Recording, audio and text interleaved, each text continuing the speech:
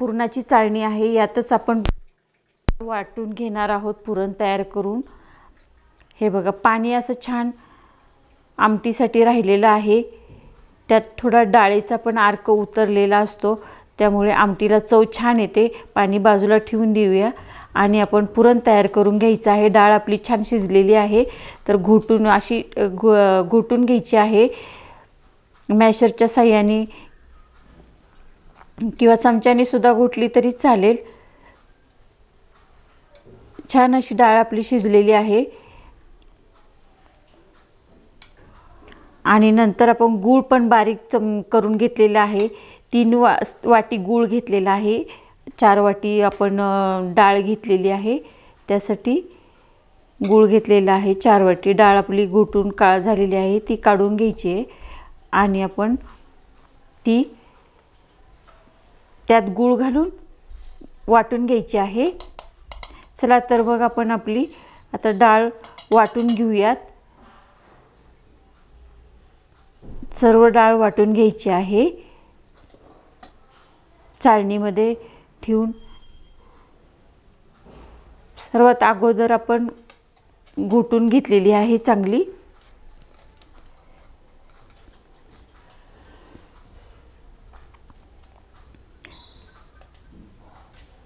पुरणपोळी मऊ होते व छान लागते। अशा प्रकारे डाळ शिजवून घेतली आणि घोटून बारीक करून चाळणीने वाटून घ्यायची आहे। दुसरीकडे आपण गूळ पण बारीक करून ठेवलेला आहे। अगोदर सर्व डाळ आपली वाटून घ्यायची आहे। बघू शकता तुम्ही, अशा प्रकारे आपली सर्व डाळ वाटून झालेली आहे आणि त्यामध्ये आपण 3 वाट्या गूळ घातलेला आहे। गूळ बारीक करून घेतलेला होता।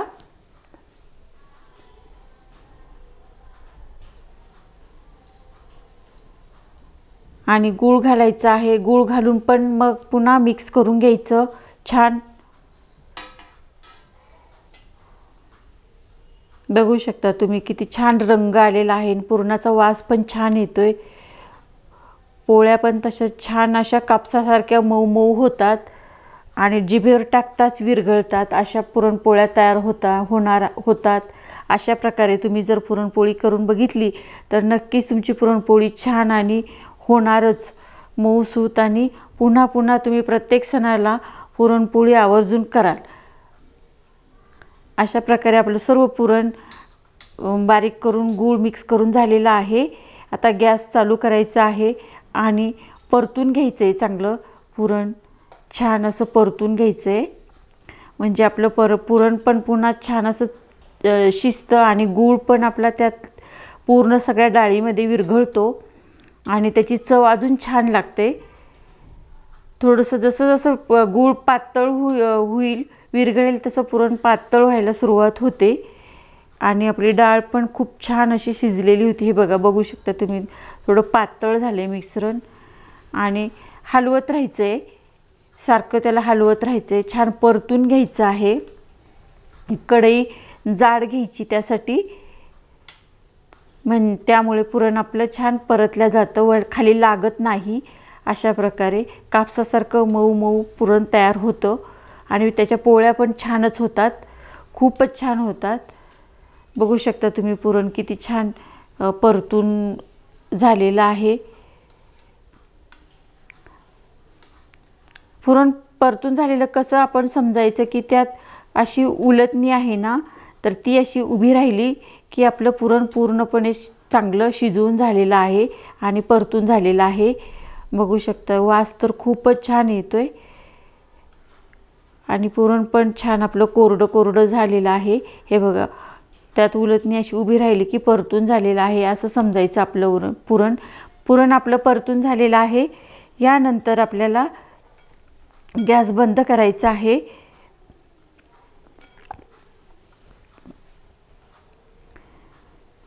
रेसिपी आवडली असेल तर माझ्या चॅनलला लाईक, शेअर, सबस्क्राईब जरूर करा। पुरण बघू शकता तुम्ही किती छान असं आपलं मऊ लुसलुशीत कापसासारखं झालेलं आहे। पुरण बाजूला ठेवायचं आहे आणि कांदा परतून घ्यायचा आहे। आमटीसाठी आपण 3 मध्यम साईजचे कांदे घेतलेले आहे।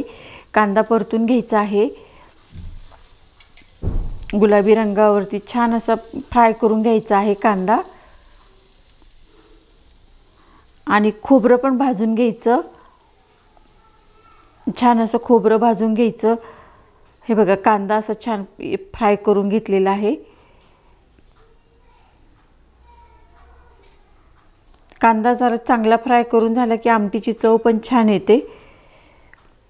त्यानंतर खोबरं बारीक करून झालेलं आहे, त्यात आपण थोडा लसूण घालायचा आहे।